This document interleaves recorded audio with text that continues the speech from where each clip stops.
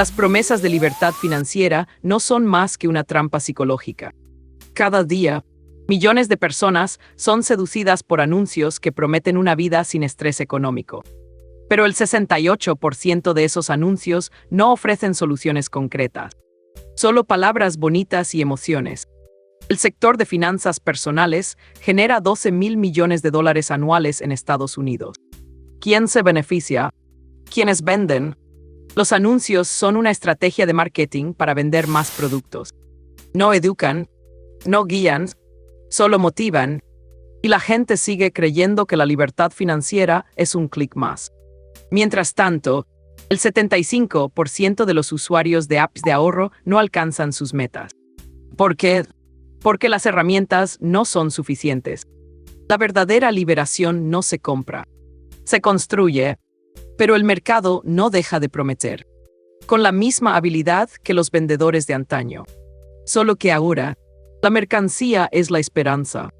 Y la esperanza, en este caso, es una ilusión.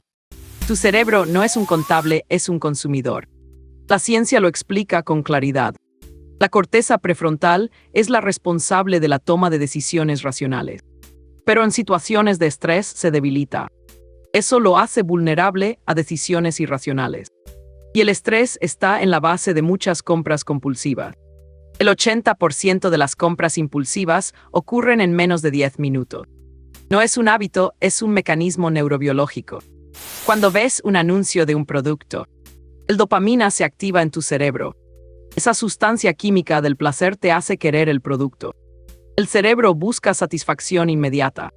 No calcula el costo. Y así se crea la trampa psicológica de las deudas. La neurociencia lo confirma. El dinero no es el problema. Es la forma en que el cerebro procesa el gasto. Y en ese proceso se pierde el control. La ciencia lo explica con datos. Y con esa explicación, entendemos por qué el gasto compulsivo es tan difícil de detener. La culpa no es un sentimiento, es un mecanismo de control. La deuda no es solo un número, es una carga emocional que se atasca en la mente. El 60% de las personas con deudas reportan sentir culpa constante. Esta culpa no es pasajera, es una espiral que se alimenta de sí misma. El estrés financiero es responsable del 25% de las visitas a centros de salud mental. No es solo un problema de dinero, es una crisis psicológica en desarrollo. El 40% de los deudores no buscan ayuda por miedo a la vergüenza. La culpa los paraliza, los hace responsables de todo lo que no funciona. Se sienten juzgados por el sistema y por sí mismos. La deuda se convierte en un espejo que refleja su fracaso. Pero en ese espejo no hay salida, solo una repetición de errores. La culpa se vuelve un refugio temporal, un lugar donde el dolor se hace más manejable. Pero al final es un cárcel invisible que no deja salir. Y mientras se vive en esa culpa, la vida se vuelve más difícil de soportar. No se trata de no tener deudas, sino de no permitir que la culpa las controle. El consumo no es un acto, es un símbolo de pertenencia. Hoy en día la vida moderna se mide por lo que se tiene y lo que se puede comprar. La cultura de consumo nos envuelve desde la infancia. En una sociedad que valora lo visible y lo inmediato, el estilo de vida se convierte en una competencia. La tarjeta de crédito no es solo un medio de pago, es un estandarte de estatus. El 70% de los jóvenes entre 18 y 25 años tienen al menos una tarjeta de crédito. No es un detalle, es una realidad social. El gasto se convierte en una forma de identidad. El 50% de los millennials considera que el endeudamiento es parte del crecimiento personal. Para muchos no es un problema, es una herramienta de progreso. Pero detrás de esa visión hay una realidad compleja. El 30% de las familias en Estados Unidos tienen deudas hipotecarias en el banco. La deuda no es un accidente, es un reflejo de un sistema que normaliza el endeudamiento. La cultura de consumo nos enseña que tener más es vivir mejor. Pero a veces lo que nos da es un ciclo sin fin. El endeudamiento se vuelve un hábito y no una excepción. La vida moderna no es solo sobre lo que poseemos, sino sobre lo que nos permite poseer. Y en ese proceso el símbolo se vuelve más importante que el sustento. El sistema no está diseñado para liberarte, está diseñado para mantenerte atrapado.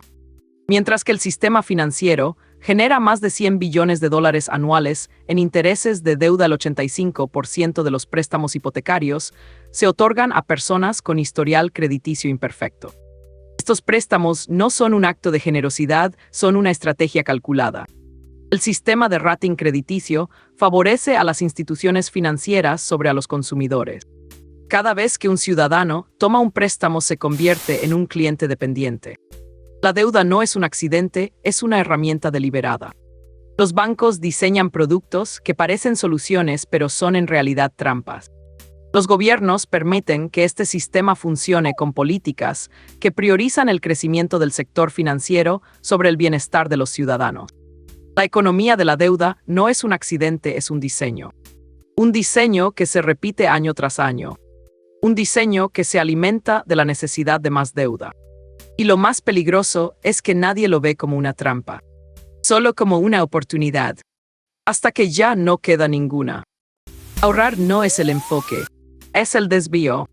Más del 60% de las personas que ahorran no tienen una estrategia clara para reducir deudas. La cifra no es un error de cálculo, es una realidad. En Estados Unidos, el ahorro promedio de las familias es de $200 anuales. Un número que suena pequeño, pero que en el contexto de las deudas crece como una sombra. La mayoría de las personas con deudas no tienen un plan financiero a largo plazo.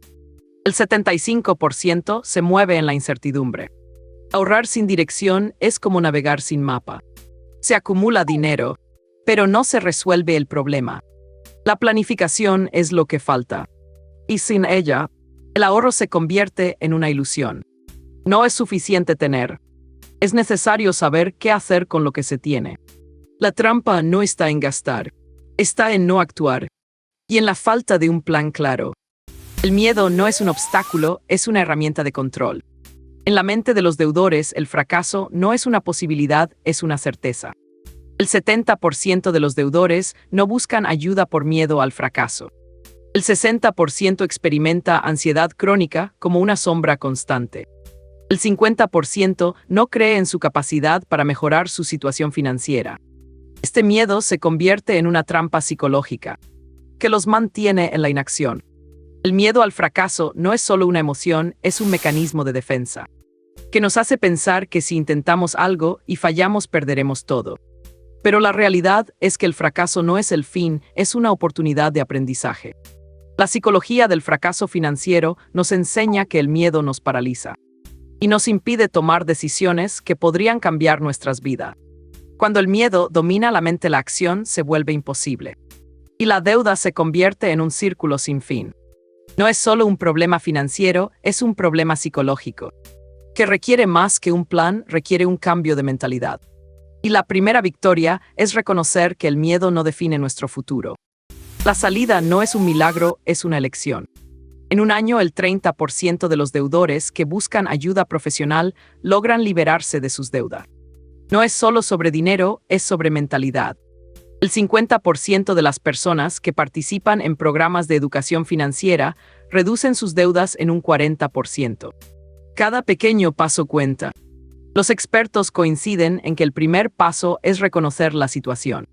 El 70% de los expertos en finanzas recomiendan el uso de un asesor personalizado. No es sobre superar a otros, es sobre entenderse a uno mismo. Hablar con un profesional no es una debilidad, es una herramienta. Las cifras muestran que la acción cambia la vida. No hay fórmulas mágicas, solo estrategias. La psicología de la deuda es compleja pero no impenetrable. La educación financiera no es un lujo, es una necesidad. Los que se atreven a cambiar tienen un camino claro. La libertad financiera es posible. Es cuestión de elegir el camino correcto. Y empezar hoy. Suscríbete a Mente Millonaria, mañana publico lo que nadie te enseña sobre el dinero.